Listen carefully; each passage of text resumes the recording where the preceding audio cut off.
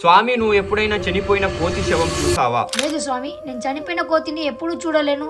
ఎందుకు? చైత్రయుగంలో రాముడు కోతులకు ఒక వరం ఇచ్చాడు. ఆ వరం వల్ల చనిపోయిన కోతులు ఇప్పటికీ మనకు కనిపించవు. ఏంటి స్వామి ఆ వరం?